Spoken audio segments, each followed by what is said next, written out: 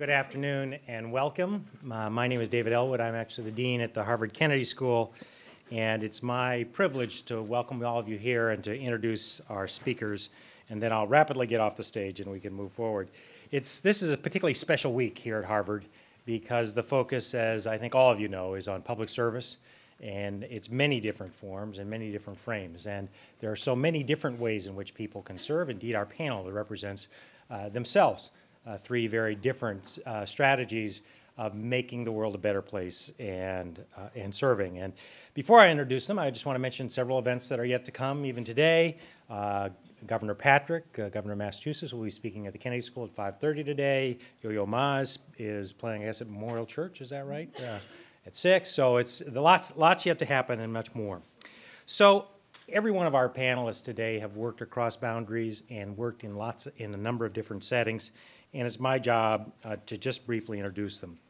And let me start with our moderator, E.J. Dionne, who is actually one of my favorite human beings in the entire world. And now this is... I can only go downhill from that. That's right. Bless you, Dave. E.J., you have a way harder problem I have a way harder problem than you do, because the next person I introduce is my boss. So, but E.J., one of the reasons he is he brings a remarkable commitment to doing good with another commitment to really high-quality, serious, thoughtful scholarship, journalism, and the like. And indeed, in some ways, his two awards he receives kind of, for me, summarizes who he is. He received the American Political Science Association's annual Carney McWilliams Award in 1996 for major journalistic contributions to the understanding of politics. And something I suspect he likes even more is that in 2002 he received the Empathy Award from the Volunteers of America. And in 2004 he received the National Human Services Assembly's Award for Excellence by a member of the media. And E.J. was born actually in Massachusetts and raised in Fall River, educated here at Harvard. He graduated in 1973, was a Rhodes Scholar, and has led much of his life in the world of the press. He is now a columnist for the Washington Post. He's also on the faculty at Georgetown and a senior fellow at Brookings. But throughout his life, he has worked on a whole variety of different issues, including at the Brookings Institution, now a forum on dialogues on religion and public life. He has he's written numerous books, I think 6, or maybe, well, I may not have that one right. But in any case, and everything from Why Americans Hate Politics to They Only Look Dead, Why Progressives Will Dominate the Next Political Era. That was 96, so maybe you're looking prescient. In any case, there are a few people that are more thoughtful, more serious, and ultimately more committed to making this world a better place than E.J. Dionne, and he'll be our moderator. Next, let me introduce Secretary Donovan on the far end of the table. He has a BA from this university from 1987. He also has 2 master's degrees, and one is from the Kennedy School in Public Administration, and one is from the Graduate School of Design in Architecture. And those are in 1995. He was this year became the Secretary of Housing and Urban Development. Now, Donovan, you get a sense of this man somewhat from his sister. Now, his sister is, I hope this is true, and Mr. Secretary, you can correct me if I get this wrong, but his sister is a psychologist, and she calls him a malignant optimist. Now, I think that's a big compliment, although the malignant part is a little odd. And indeed, I think all of the people on this panel are overriding optimists. He's devoted really his entire career to issues around housing and the poor, and obviously he's leading that effort in a major way in the Obama administration. In previous lives, he has served as the commissioner of New York City Department of Housing Preservation and Development. He created and implemented that department's new housing marketplace plan that would build and preserve 165,000 homes, the largest affordable housing plan in the municipal housing plan in the nation's history. He's done award-winning work on the New York City Acquisition Fund and many other kinds of activities. He also, early in his life, though, started in nonprofit world and did a variety of exciting things that I think he can tell you more about. He, too, brings enormous passion, enormous intellect, and real inspiration to everything that he does, and we're very, very grateful to have him here, and very proud that he's a graduate of Kennedy School, as well as the rest of the university. Lastly, I turn to one of my favorite and most impressive people, Drew Faust. This is, by the way, those of you thinking about going into any activity, even public service or not, if you ever have the chance to introduce your boss, take it and don't blow it. So we'll see how I do. The most relevant fact for this panel perhaps may be the president's very first job. She worked for 2 years right after graduating from college at HUD. And so we have come full circle. She was a representative of local communities in Philadelphia. She was born in the South and came to school up here in Concord, and throughout her life has been making those kinds of movements, both up and down the East Coast, but also back and forth in history. She's an extraordinarily well-known and important historian, focusing particularly on issues of women and in the Civil War era. Her work has taken her to leadership at Radcliffe and ultimately leadership here at Harvard, as well as being on the faculty and a head of Women's Institute Director of Women's Studies at the University of Pennsylvania. And what she brings also is an enormous passion for this university and the opportunity for the people in this audience to really do something remarkable and special. And so it is my enormous pleasure to have Drew Faust as my boss and the leader of this university. She is was a finalist for both the National Book Award and the Pulitzer Prize in her book of this year, which sort of amazes me that you could do all that from Radcliffe and so forth. But it all adds up to making the world better. So with no further ado, let me turn this over to EJ. Please give a warm welcome to all our panelists.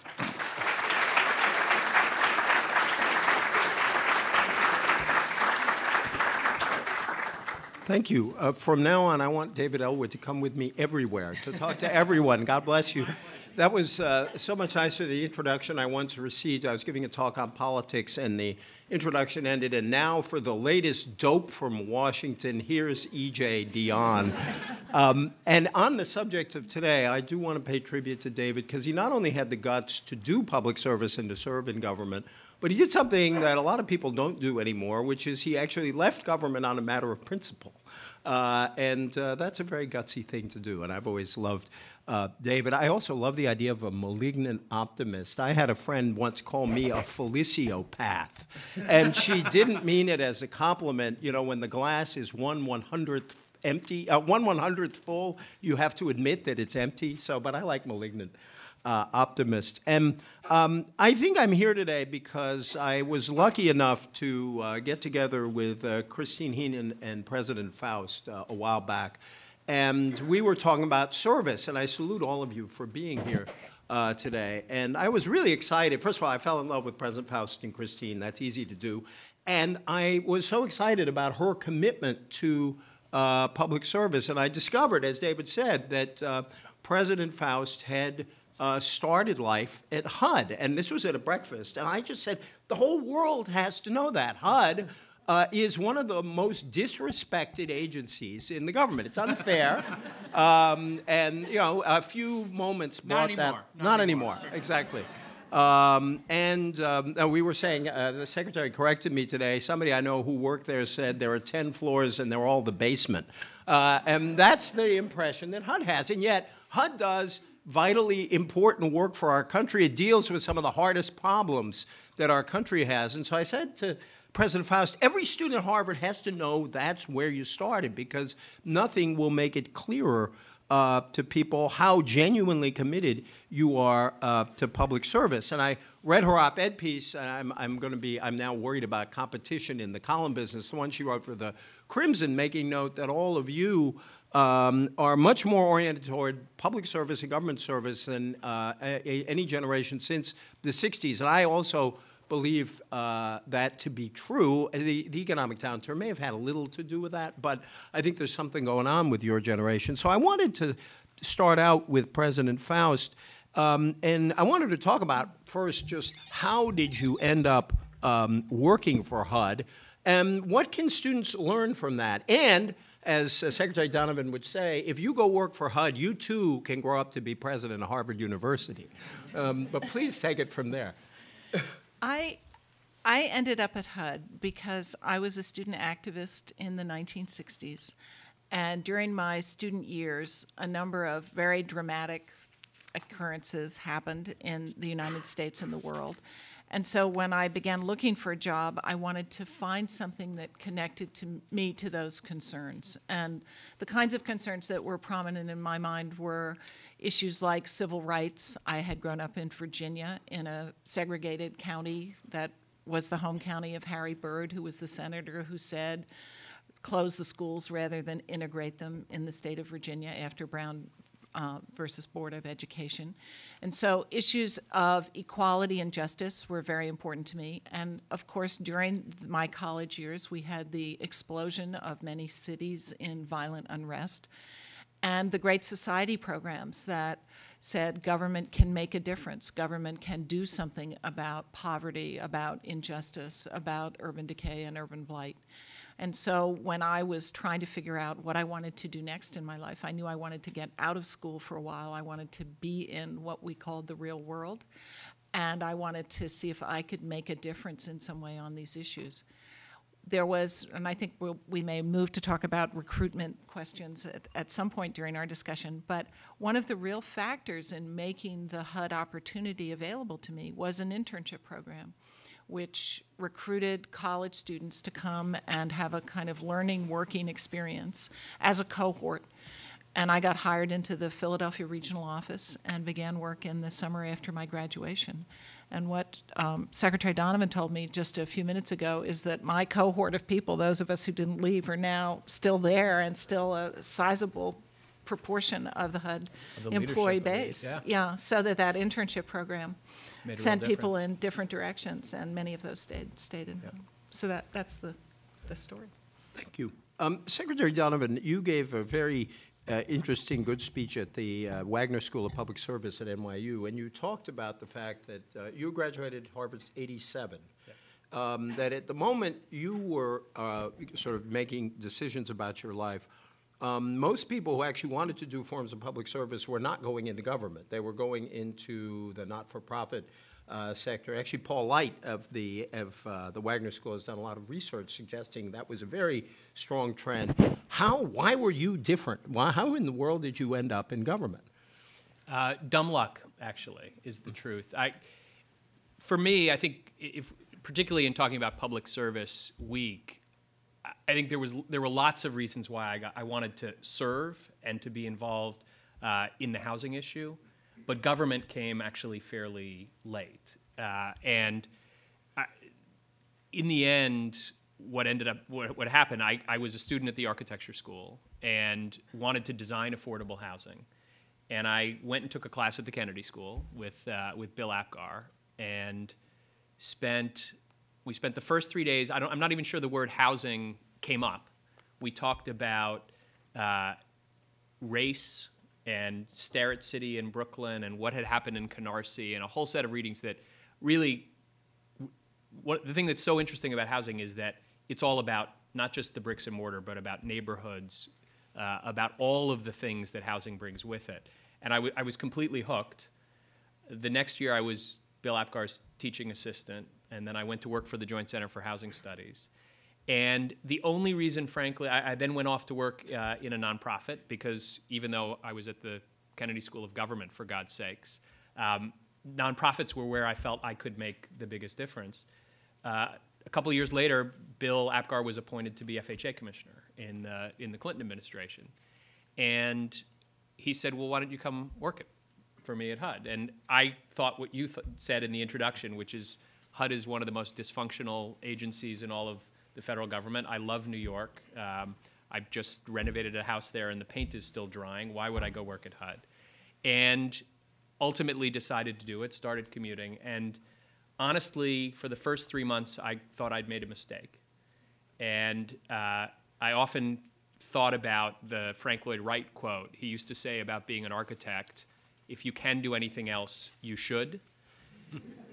And after about 3 months, I realized the other implication of Frank Lloyd Wright's quote, which was that I couldn't do anything else, that I was completely hooked, even though I never would have expected it, and it wasn't the place that I thought I could make the biggest difference. And frankly, ever since that 3 months in at HUD, I've been a public sector junkie. I've done other things. I've worked in academia and the private sector since then, but nothing gives you the charge and the adrenaline and the ability to do things on a big scale than government. What about, I mean, the notion, if I come back to you, the notion, and by the way, this is going to be open to you all pretty quickly, so you will be in this discussion too. The notion that the words government and exciting go together is not commonly talked about in the society. And David, when we had lunch, said that it was the most exciting time in his life. Can you convey some of that to what is exciting about it? So, and I may look like I'm this age now, but I was... No, you look younger than this age now. We're all jealous. I was in my early 30s, and this is a decade ago. And here I was with the ability to make a real difference in the lives of literally millions of families around the country. And my sister you talked about is a psychiatrist. I have two sisters that are doctors. And I will always remember the first week that they were out making rounds in hospitals and lost their first patients, because it's when they realized that their work was about life or death, that it really, really mattered in people's lives. And I will always remember sitting at my desk in Washington with a stack of letters from the proverbial little old ladies in Iowa, literally in Cedar Rapids, Iowa, saying, if you don't do something, I'm going to lose my home. And I had a 6-week-old baby at my newly moved in house in Washington, my wife pulling her hair out, sitting at my desk thinking, I can't leave. I have the ability to make a difference, not just for this group of families, but for an incredibly broad group. So that's one thing that is in everything that I do, and that was my first job in government. The scale has only since, I think, gotten the ability to do even bigger, broader things that is unlike anything else you can do in private sector, academia. I think the canvas is so broad. But I think the other thing about it is that the adrenaline is like nothing else I've ever done as well. That when you think about the combination of the mission and the policy work that I just talked about with the press, the politics, the pace, the number of factors, the complexity of the work that you're doing is both intellectually challenging but also exciting in a way that, as I said before, there's literally nothing that compares to it in my experience. May I make a historical observation here? I feel very much the historian, I think because I've been asked to look so far back into my own past. But also, I'm aware of a basically 20-year difference between the two of us. I graduated from college in '68, you graduated in '87. And students who are seniors now are approximately in the next 20-year generation. So we have, in a sense, 3 generations to take into consideration. And what strikes me about it is we have, as a nation, had very different attitudes about what's possible for government and what government can do and mean at different phases during this period that I just outlined. And I think in my era, there was a sense that government was enormously important because of the Great Society programs, because of the definition of social problems that the government was going to take on. I think when you graduated from college, it was a little more uncertain what government's role was, and that perhaps contributed to your initial attraction to the not-for-profit sector rather than government.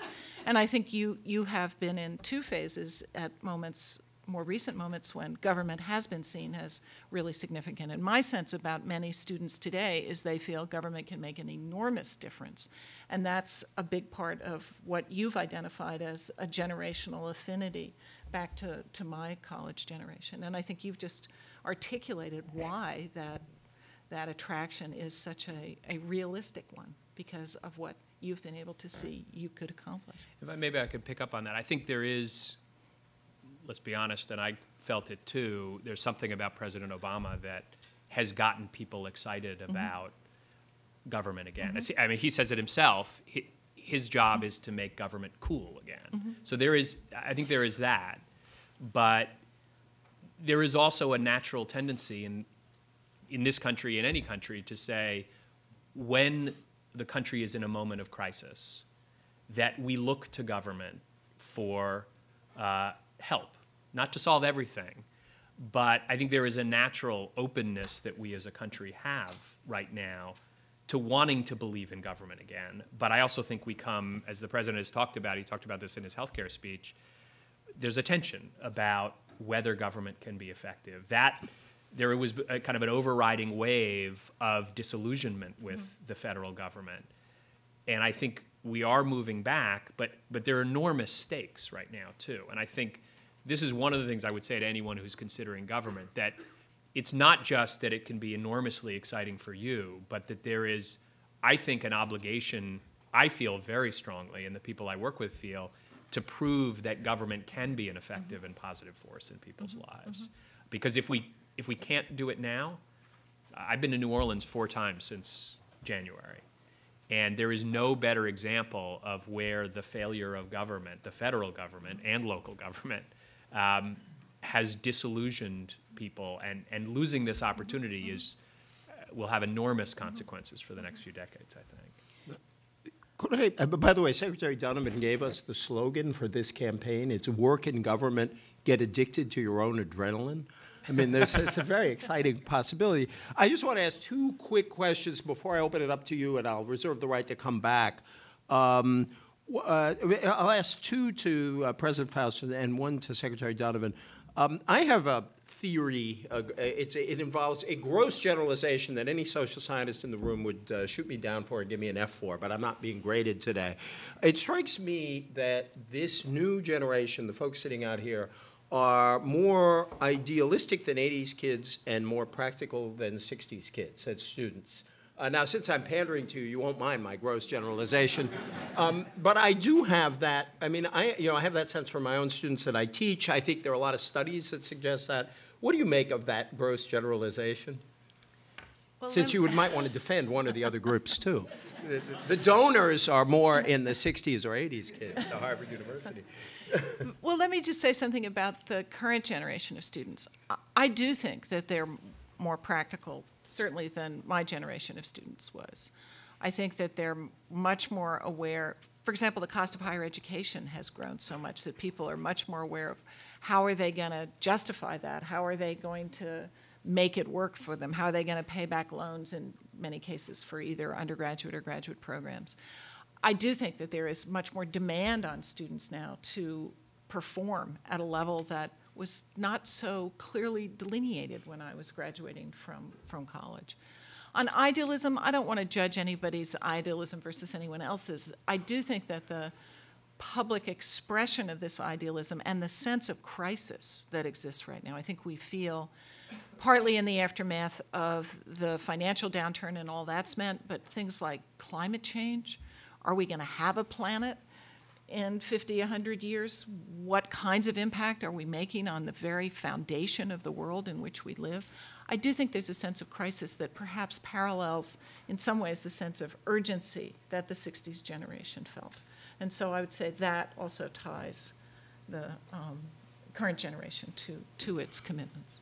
And you wanted to talk a bit about what the university can do to encourage people down this path of government service. If I could put a parenthesis in here, I think too often when people say government service, somebody is asking you to spend your whole life doing one thing. I don't think anybody's talking about that. I think we're talking more about spending parts of your life taking government service seriously. But what can the university do? What are you trying to do?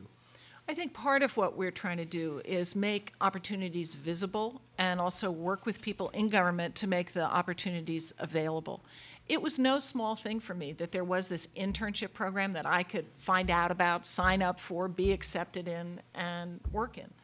And I think a lot of students struggle to find what the opportunities available to them are, how they get prompt answers on whether they do this versus some other opportunity that's offered them. So I think it's a combination of our actions and then the actions of agencies like yours to try to make the matches so that we don't get in this vicious cycle of saying government isn't any good because no one talented is going into it, therefore it can't perform, therefore it doesn't have the capacity to do what we all need it to do, as Katrina and a number of other things have made so clearly. Thank you, which is a perfect pivot to Secretary Donovan. I mean, we were talking before, sort of two issues. One is that often government has not done a great job of going out there and recruiting people. And the second issue is I think a lot of young people are turned off to government and even the public-spirited ones went into the not-for-profit sector because they didn't see government as flexible enough as giving them a real chance to make a difference. Could you talk about these two things? Because there's a real chance that you all could change government by going into it and forcing these structures to be more flexible. But could you talk about those two issues? Yeah. First of all, let me say, as much as I'm obviously passionate about government, I don't think government is for everyone, and I do think the idea of experiencing different sectors is important. I mean, I've worked nonprofit sector, then in government, then in the private sector, then in academia, and then back in government again. So, and I think there's an enormous value to having those different perspectives, but government. There are people who are forget government. Public-private sector. There are people who are like or are effective in large organizations and those who aren't. There are those who are, suited to teach. And so I think part of this is about knowing yourself and understanding what your affinities are. And I often like to say that the right kind of personality for government, which I would put myself in that category, is patiently relentless. That you need to be able to see the long view on something, and oftentimes the straightest line between 2 points in government, or the fastest way to get somewhere, is not a straight line. It's because of the complexity of it and the politics. Now it's intellectually challenging, but for some people it drives them bananas, and that's part of what I felt my first 3 months when I was there. But if you have the right way of approaching the world and the patience, it can be enormously rewarding. So a part of it is who are you, and understanding yourself, and frankly trying it and figuring it out and trying a number of different things. I'm a big fan of not going directly onto graduate school, or none of us knows, or very, very few of us knows early on. Like me, government was a lucky break in some ways. But beyond that, it is absolutely true that government needs to be a different kind of place, to be more flexible. We're working with somebody named David Osborne, who wrote Reinventing Government, who talks about how we have a bureaucratic organization is a type that worked well in the industrial era. We're now in a completely different era of the way our economy and our society works, and government is adapting to that. And there are lots of incredible, with data and information, you think about what David Ellwood did with data to help us understand the true nature of poverty for different kinds of people. Government is really, and I saw this in New York City, adopting those tools to figure out how to be much more effective in different places with different kinds of people. And I'm very hopeful that there is a sort of new government typology emerging. So that, and I think having young people in who understand technology, and my 7-year-old understands it in a way that I don't, that's incredibly important. I think it's also lots of the nuts and bolts, which I don't know how much we want to get into today, about recruiting and retention and really valuing, attracting and then valuing employees in a way that government hasn't done a good job of traditionally. This is what we're going to discuss next week with David in D.C. So there's lots of sort of nuts and bolts stuff that I think is critical on that front as well. Your 43% figure suggests that an awful lot of the people in your agency, but also across the government, were actually attracted in the period that President Faust talked about. So and that there's kind of a hole here that you all can EJ's fill. referring to, I think I said this at lunch beforehand, HUD has the oldest workforce in the federal government. 43% of our employees are eligible for retirement. That means we may have as many as 6,000 positions available in the next few years. And a lot of that is because HUD was created in 1965. HUD grew out of the sort of urban cataclysm that this country was facing in the 60s. And there was an enormous amount of idealism. We have a living, breathing example sitting next to us. And so there was a huge influx of talent because of scandals and mismanagement, because of the kind of real questioning of whether government should be involved in the housing market, whether it does more bad than good when it tries to do something, all of those questions that the society was dealing with. There hasn't been the same kind of influx of talent and interest. But we're at a moment where, you know, housing is at the root of the economic crisis that we're facing. Neighborhoods are facing challenges that they haven't faced, frankly, since I grew up in New York, sort of was conscious in the 1970s, and that's what I saw around me. That's a lot of the reason I have the interest in this work, and I think we're going through that cycle again. So there's both an opportunity, and I think there's going to be an availability of places at HUD that are unique to the federal government. Thank you. It just shows the generational business in your speech at the Wagner School. You talked about the '77 blackout. I was actually in New York City. I was actually at a concert for a now obscure group called NRBQ the moment the lights went out, and I thought it was some weird part of their act. Then I realized we were in the middle of this incredible blackout in the city. Who wants to join in? I always like to say nobody likes to ask the first question, so this is the second question. Oh, you're good. Go ahead. Hi, everyone. My name is Honor McGee. I'm a senior at the college. Where are you from, out of I curiosity? was going to say, I'm a fellow New Yorker, actually. And my question is for Secretary Donovan. It's actually about New York. Just a short anecdote. Last weekend, I went to pick up my boyfriend, who does Teach for America now. He teaches at Choir Academy. It's on 127th and Madison. And he's from Florida, so he isn't very used to the New York hustle and bustle, so we walked around the block. And across from the school is the 125th Street subway station, which is above ground. And we walked to the right, and along there were all these abandoned homes. Most of them were built at the turn of the century, the height of kind of the Harlem Renaissance. And we turned another right, and we went along, and there was these new buildings that looked like they were kind of a recreation of a townhouse, but were obviously middle-income housing, but a lot of them weren't filled. And then we turned another right, and then there was the Jackie Robinson projects. So my question is, I know that there's, there's state legislature and there's federal government, but I was wondering where the Obama administration is moving towards with urban development, especially with projects which have obviously failed, both kind of led to social degradation and kind of neighborhood degradation in lower income housing across America. So in sum, what is the federal government looking to do for especially projects and large buildings without kind of neighborhood components to it? Thank you. So a nice small question to... You're being held accountable. That's right. And it's funny because I actually know, I worked on in New York City, what you said were middle-income townhouses are actually a mix of everything from low-income to market rate. And there's a very good it's a very good example of what the direction that housing policy is moving in. I think fundamentally, maybe the broadest way to say it would be that we developed maybe to be a little bit provocative, a ghettoized system of housing assistance in this country originally. And what I mean by that is not all affordable housing was ghettos, but that we effectively created kind of a parallel system of housing that operated completely outside of the way, if I could use the term, the average American was housed. Through public housing initially and through a range of efforts. And so what ended up happening is that as a result of that, public housing got placed often in the most marginal places in the country with the most marginalized people.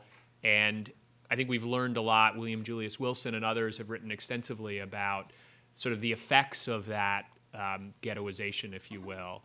And broadly speaking, the direction that we're moving is exactly. It's interesting that you would say that was middle-income housing that you walked by. In some ways, the ideal is to make affordable housing invisible, in the sense that there is no, as you walk down the street, you don't say, oh, those are the projects, right? And so there's lots, and I could turn into a housing wonk and talk about all the details of the way that happens and bringing private capital in and changing the way the programs work. But fundamentally, I think the direction that we're moving is both to create integrated in the sense of incomes, uses, and a range of other things to move housing in that direction. That's one big thing. Second of all, I think we have an enormous opportunity to connect housing more effectively with, I talked about the reason I got into housing in the first place, and I loved Bill Apgar's class, is that when you choose a home, you choose where your kids are going to go to school, access to jobs, whether your neighborhood is safe, all of these things are connected.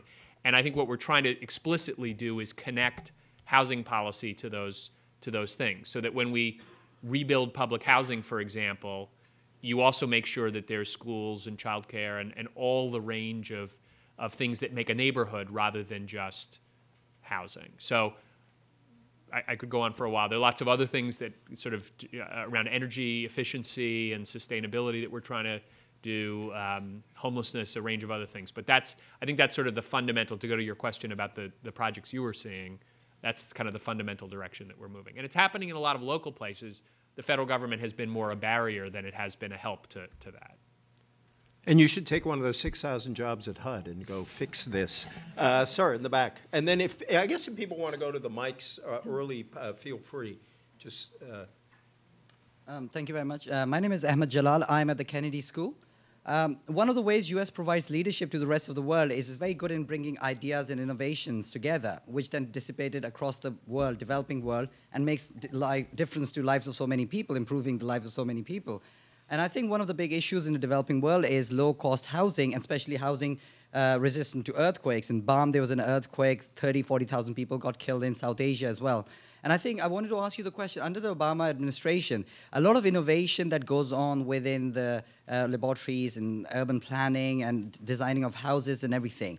Do you feel that there is more of an impetus in dissipating that information in technology and in innovation outside to the rest of the world? Because there's no better way to win the hearts and minds than, design houses which are made in USA for the rest of the world. So do you see an impetus, a focus by President Obama on that in pushing the innovation of U.S., which is what U.S. is very good at, for the rest of the world? So a couple of things I would say on that. EJ, you talked earlier about government becoming a more effective place. And I think one of the dangers in government is, to say it one way, government is always a monopoly, right? It's not like there's another housing agency across town in D.C. or somewhere else in the U.S. that I can go and talk to. Well, what are you doing to address these problems? And I felt this very strongly in New York City, where, there was no forum, really, or easy set of forums that government traditionally sets up to learn from other places. And we actually went and formed a kind of knowledge-sharing network with other big cities that were facing similar challenges in New York. I think this is one of the great things that universities can do and do. The Ash Institute has formed, at the Kennedy School, has formed a group of innovative cities that are facing similar challenges to try and share learning. So I think there's an enormous role for academia and for professional schools in particular to build those kind of knowledge networks. On the international front, I do think there's a big opportunity. I was first time ever, just a few weeks ago, the U.S. hosted World Habitat Day. I hosted it with the Under Secretary of the UN, I forget the exact title, but who runs the World Habitat Program. It's the first time the U.S. has ever hosted it, and I think you talk about excitement of young people getting into government. You go overseas today. I was in Buenos Aires not earlier this year and met with the planning minister there, who could quote Obama's polling statistics in Argentina. He said he was At 74%, he was the most popular politician in all of Argentina. It's because they don't have Fox down there.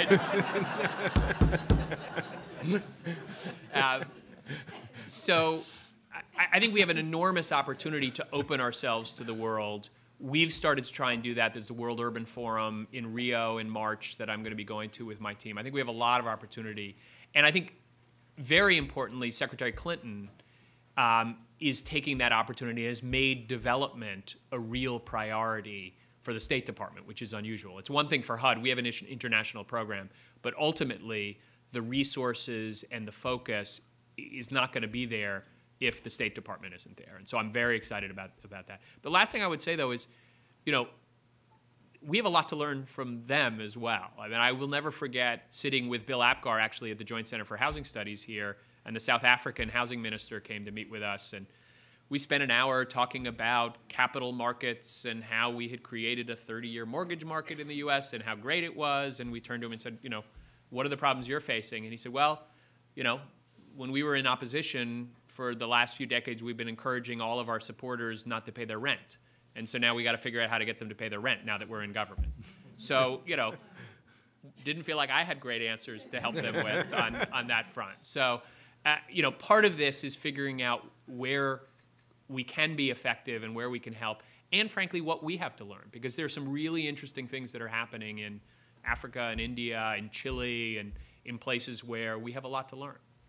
Could I ask President Faust real quick on that? I mean, we talk about the states as laboratories of democracy, but universities are laboratories of democracy. Just to respond to the Secretary's invitation here on these questions. I thought that was a very important invitation, and I think it's something that Kennedy School sees as an essential part of its mission, which is to be a conduit for information to government and through officials from government who come to the Kennedy School, sometimes from all over the world for short or longer periods, and to be the kind of nodal point where this information can be both developed and then transmitted. So I think that that's a very significant role. So you introduced the president, you got more work to do now. Please, in the back. Hello, I'm Julia Rudolph, and I'm a senior at the college, and I'm also a director at the Harvard Square Homeless Shelter. And my question is for Secretary Donovan. When you were an undergraduate at Harvard, did you participate in any PBHA programs? And if so, how did that impact your decision to go into your chosen career in housing? Great question. I'm glad you asked it. Good for you. In fact, I was a volunteer at what was then the University Church Homeless Shelter, whatever it was, 22 years ago. And that was one of the things that was most important for me in terms of driving my own interest in public service. I mean, I said earlier that, separate out government service from public service.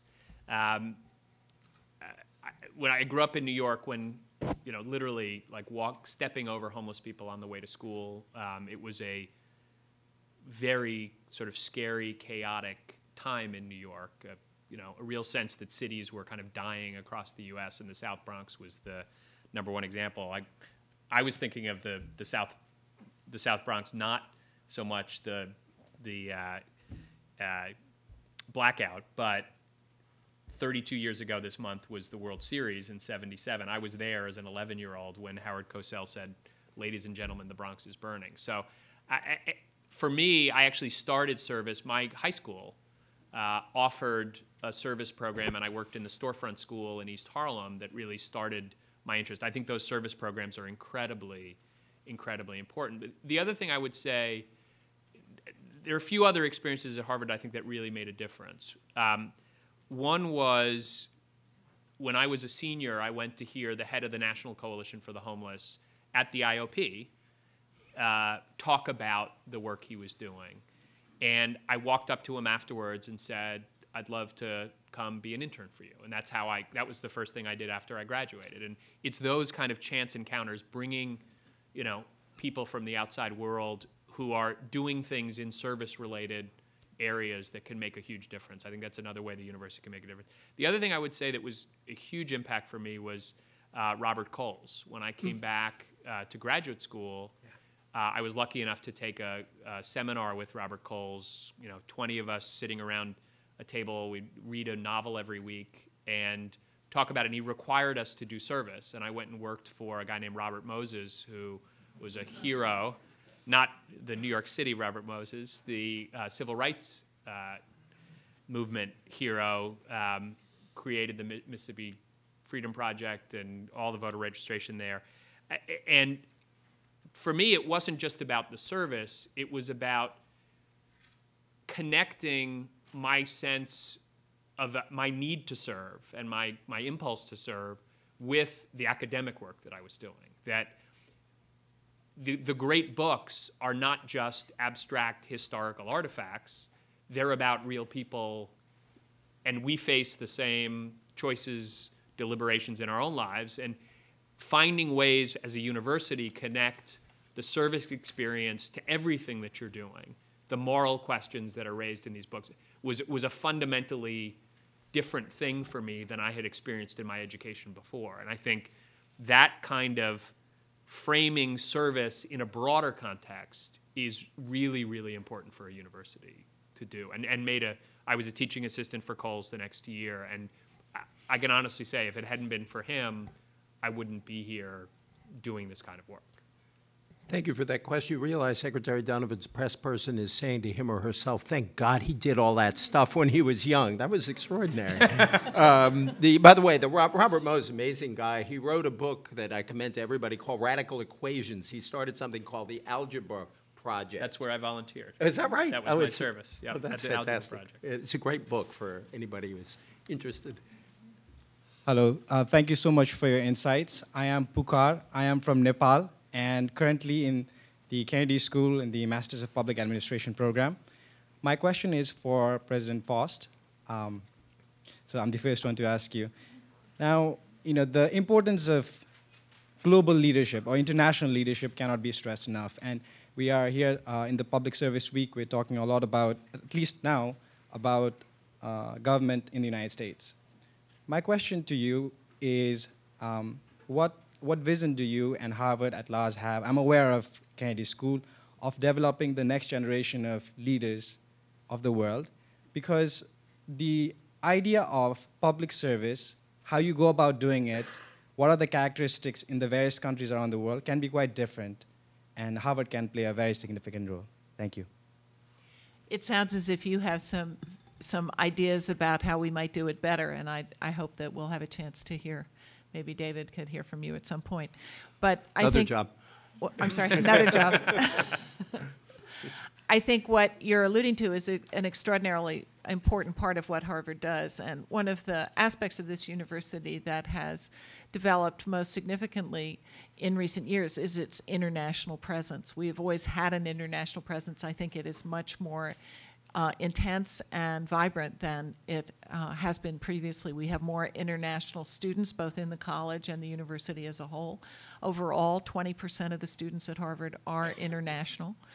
We also send our students into international internships, jobs, placements, research far more frequently than used to be the case. So I believe there are much more porous boundaries between Harvard and the rest of the world, and that means that many more young people who are likely to be global leaders in the future in other nations come here to be educated either as undergraduates or in our professional schools, and many more of our students go out and play roles in the lives of other nations as well. So all of that, I think, is core to who we are and how we see ourselves.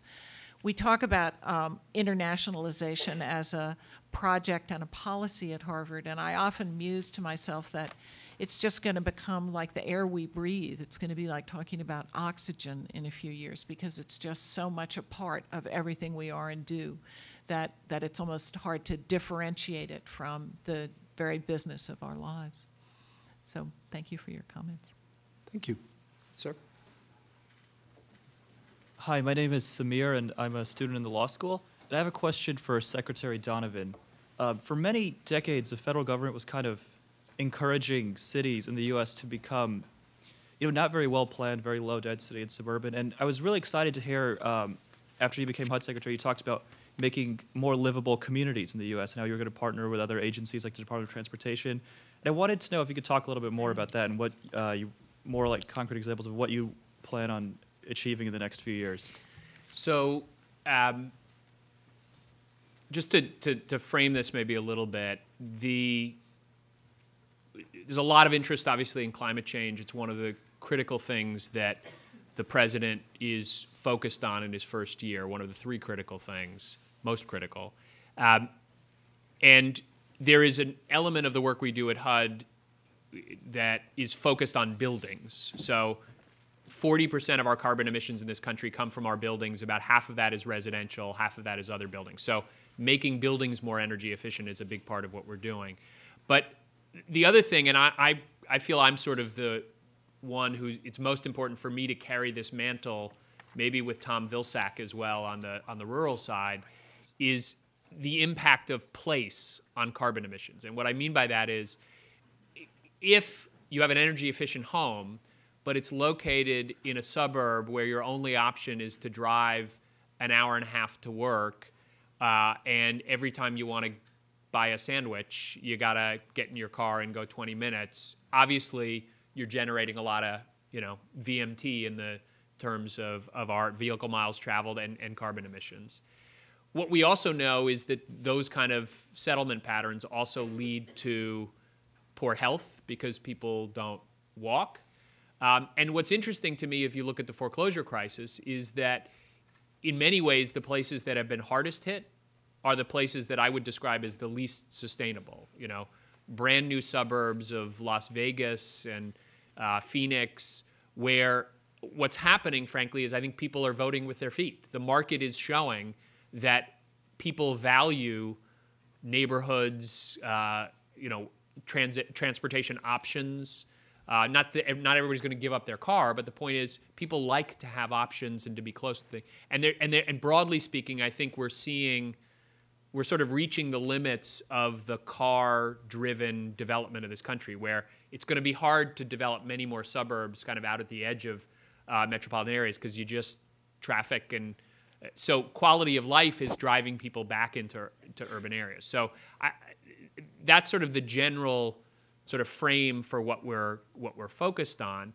I think there are really two things that immediately we're trying to do on that front. One is there are lots of and this is sort of an interesting corollary. There's maybe a book here about the sort of unintended consequences of the pullback of the federal government and sort of growth of federalism, that what's happened is as the federal government has retreated, state and local governments have really started to experiment. The states have been laboratories of democracy, so to speak. And there are lots of cities and metro areas that are doing really interesting things in this country around sustainability from a planning point of view. New York City, I worked on with the mayor and lots of my colleagues a plan to grow New York City by 1 million people while cutting carbon emissions by 30% at the same time. And Seattle, Chicago, Portland, lots of places that are doing interesting things. The federal government has been a barrier to that, if anything, rather than a help. So what we're trying to do is remove a lot of the barriers and actually start providing money to places for doing exactly that kind of planning, to support them in that work.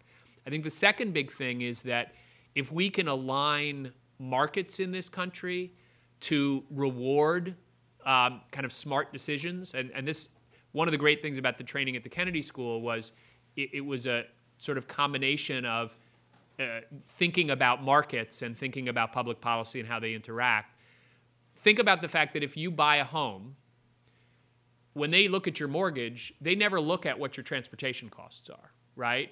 So from a lender's point of view, if you're buying a $100,000 home out in the suburbs where your transportation costs are going to be dramatically higher, they don't care about that. They'll let you buy that $100,000 home. They wouldn't let you buy a $200,000 home closer to transit, even if your overall expenses are going to be lower, right? So that doesn't make sense from a market point of view. Their risks are going to be higher lending to you with higher transportation costs. How do we set up a transportation-efficient mortgage where we can start to price in the true costs of location, not just in terms of housing? That's one example of an idea of things that we're trying to do to align markets and align private capital to drive smart investment decisions around these kind of planning things. I am terribly sorry, but I'm told we have time for just one more question on that side. I apologize to all of you who are in the line there. Ma'am, please. Hi, my name is Jenny Yee. I'm a freshman at the college. I'm also from New York. So I guess in high school, I worked with a lot of tenant organizations in Chinatown, and my question, like through my work, I've seen that, I've noticed that development within like communities feels really top down, and like there isn't a lot of response to what the community wants. And so my question is like how, as we look at development in cities in the future, will there be an emphasis on like seeking what the community input, and like how will that play out in actual policy? And I want to use that question also to, after Shaun answers, to ask President Faust to say a couple of things before we close, and then I have one comment. So I think there are really two ways of approaching this problem. And the one that government has sort of taken is to set up public input processes around its actions, right? That's sort of the general approach to getting, if you will, bottom-up input. And so we do have all kinds of requirements every time we require a city to do a comprehensive plan, which they need to do to get our block grant money or other things. We require them to go through a public review process to get input. And I think that is to be honest, if anything, only partially successful model, because those processes often end up not really engaging the people that you'd want to engage. And so while I'm not saying we should stop doing that, I think the other thing, and this comes back to something we touched on earlier of sort of the decision I made after the Kennedy School, the huge kind of revolution that we've had in housing and community development policy over the last 30, 40 years is the emergence of kind of the third, what I would describe as the third sector, right? It's not just local community-based organizations, CDCs, which are now very much part of the curriculum at the Kennedy School and are sort of recognized as leaders. There's an enormous emergence of community-based institutions that I think can play an absolutely critical role, whether they're community organizing organizations, whether they're community-based housing developers, whether they focus on other kinds of issues beyond housing. But they have in many ways become kind of the institutional forces in many low and moderate income communities that help to kind of take social capital, create social capital, and then create cohesion and community voice around issues. And I think the big challenge for us at HUD right now in the federal government is how do we change our programs to be able to work more closely with those kind of organizations that I think in many cases, not all cases, but in many cases speak more effectively for local communities than the processes we have in place. And so there are lots of things that we're trying to do to align our work with those kind of organizations. They're not eligible for many of our programs. We don't include them in many ways right now. We tend to still go, our relationships are with local governments or private for-profit owners. They're beginning to be with nonprofits, but I think there's a lot more we can do to create relationships and to listen to those kind of organizations on the ground. Thank you. President Faust? I'm just struck as I listen to Secretary Donovan's beside me at a couple of things about the relationship of his time at Harvard and the education he had here to what he is able to do and what government can mean and do. And first of all, I think we see somebody who's extraordinarily knowledgeable and sophisticated in the kinds of analytics he can bring to bear on the very real problems that HUD is charged with facing. And I think he also is a kind of avenue for further learning, the kind that might be produced at the Kennedy School, at other parts of Harvard, at other universities and research institutes across the nation and across the world, that this is a knowledge-based business in a fundamental way. We are knowledge producers here in the university. Government needs to be a knowledge consumer and user. And I think having those links clearly delineated is so important for how we address our problems. But then there's another part of what he said that I also love, and that makes me feel terrific about Harvard, and that's the notion of his sitting there with Robert Coles, reading novels, and building up the passion that I am now imagining keeps him going on those evenings when the malignant optimism may flag slightly, when the relentlessness may weaken, and he finds in those kinds of connections to a wider world of human purpose that novel reading perhaps generated the energy to keep him going and to keep him focused on these problems. So let me turn you into an exemplar, if you won't be too embarrassed by that, of what I think public service can mean and how knowledge and learning and education are so critically important to how our government operates and therefore to how everything operates for us who live in a world where that government is so important.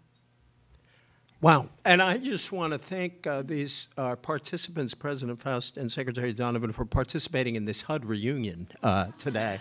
And I really want to salute President Faust for believing that Harvard has to be committed to not just itself, but to a common good. And I just want to ask, how many people have taken Mike Sandel's justice class or sat in? Or because Mike Sandel wrote something about 25 years ago or more that has been inspirational for me for a long time. Michael wrote last line of his first book, "If politics goes well, we can know a good in common that we cannot know alone." And I think in a democratic country, that's also, if government knows well, we can know a good in common that we cannot know alone. We have to reason together and we have to act in common. And that's why you're all being invited to serve in this great democratic endeavor. So please, all of you, have the courage to change our country. Thank you all for coming today, and thank you.